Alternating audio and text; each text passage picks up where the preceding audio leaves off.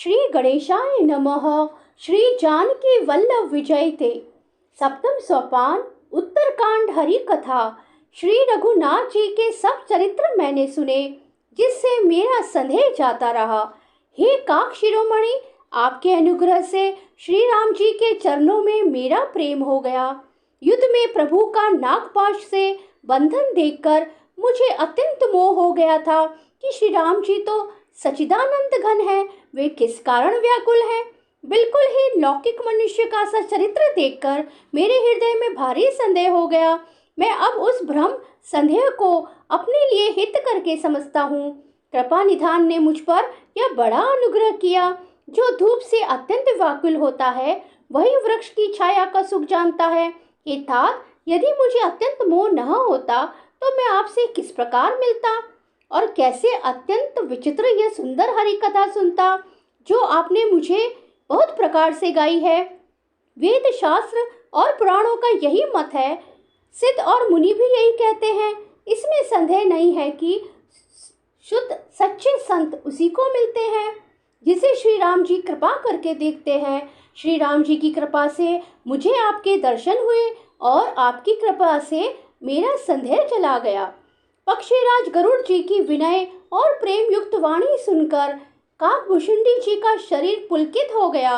उनके नेत्रों में जल भर आया और वे मन में अत्यंत हर्षित हुए।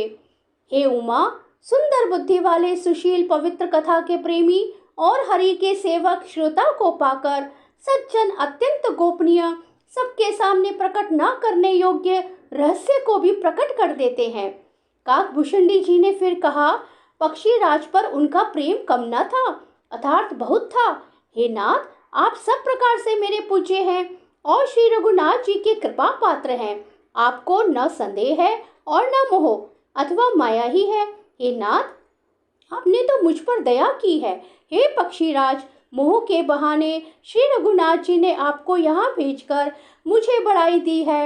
हे पक्षियों के स्वामी, आपने अपना मोह कहा, सो हे गोसाई, यह कुछ आश्चर्य नहीं है। नारद जी, शिव जी, ब्रह्मा जी और सनकादि जो आत्म तत्व के मर्मज्ञ और उसका उपदेश करने वाले श्रेष्ठ मुनि हैं, उनमें से भी किस किस को मोह ने अंधा विवेक शून्य नहीं किया। जगत में ऐसा कौन है जिसे काम ने नचाया ना हो। तृष्णा ने किसको मतवाला नहीं बनाया, क्रोध ने किसका हृदय नहीं जलाया। इस संसार में ऐसा कौन ज्ञानी, तपस्वी, शूरवीर, कवि, विद्वान और गुणों का धाम है, जिसकी लोभ ने विडंबना मिट्टी पलित न की हो। लक्ष्मी के मदन ने किसको टेढ़ा और प्रभुता ने किसको बहरा नहीं कर दिया। ऐसा कौन है जिसे मृग नयनी युवती स्त्री के नेत्र बाण न लगे हों। रज तम आदि गुणों का किया हुआ सन्निपात कैसे नहीं हुआ। ऐसा कोई नहीं है जिसे मान और मदन ने अछूता छोड़ा हो। यौवन के ज्वर ने किसे आपे से बाहर नहीं किया। ममता ने किसके यश का नाश नहीं किया। मत्सर डाह ने किसको कलंक नहीं लगाया। शोक रूपी पवन ने किसे नहीं हिला दिया। चिंता रूपी सापिन ने किसे नहीं खा लिया। जगत में ऐसा कौन है जिसे माया न व्यापी हो। मनोरथ कीड़ा है, शरीर लकड़ी है। ऐसा धैर्यवान कौन है जिसके शरीर में यह कीड़ा न लगा हो। पुत्र की, धन की और लोक प्रतिष्ठा की इन तीन प्रबल इच्छाओं ने किसकी बुद्धि को मलन नहीं कर दिया, बिगाड़ नहीं दिया।